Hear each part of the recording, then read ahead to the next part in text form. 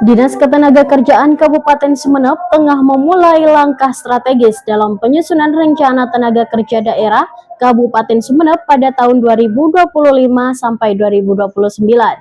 Sebuah dokumen penting yang akan menjadi acuan arah kebijakan ketenagakerjaan di 5 tahun mendatang.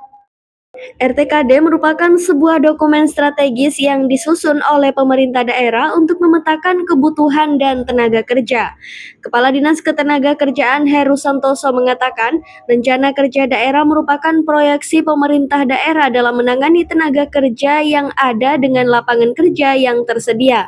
Pihaknya juga membentuk tahapan awal dengan penetapan tim RTKD dan juga pengumpulan data awal yang diperoleh dari beberapa OPD Kota Keris dan juga dari Badan Pusat Statistik Sumeneb.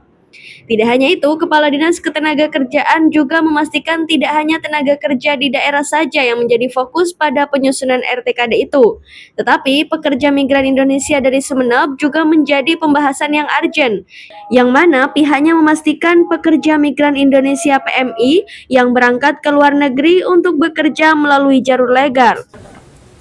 Kami pastikan kalau PMI berangkat ke luar negeri untuk bekerja melalui jalur yang legal, perlindungan akan kita lakukan secara maksimal.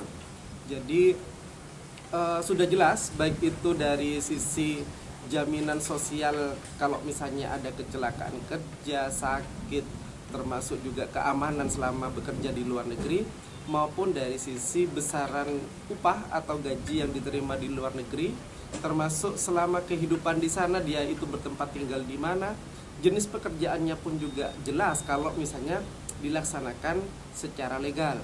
Ini kan kendala dan tantangan yang kami hadapi adalah bagi PMI yang ilegal.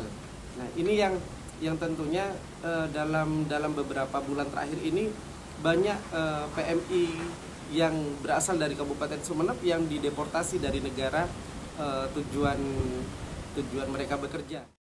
Juga akan mendapatkan perhatian yang intens dari Dinas Ketenagakerjaan Sumeneb, baik dari jaminan sosial ataupun keamanan selama bekerja di luar negeri. Namun, tidak memungkinkan pihak Disnaker juga menghadapi kendala, seperti pekerja migran Indonesia yang berangkat dengan jalur ilegal. Dan tentunya dalam beberapa bulan terakhir itu, banyak pekerja migran Indonesia yang berasal dari Sumeneb dideportasi dari negara tujuan mereka bekerja. Sehingga Heru berharap apabila masyarakat Kota Keris yang ingin bekerja ke luar negeri, diharapkan berangkat dengan jalur yang legal, seperti persyaratan yang harus dipenuhi dan lengkap, agar pihaknya bisa memberikan perlindungan maksimal terhadap masyarakat yang menjadi pekerja migran Indonesia PMI di luar negeri. Apo, reporter Bongkar 86 melaporkan dari lapangan.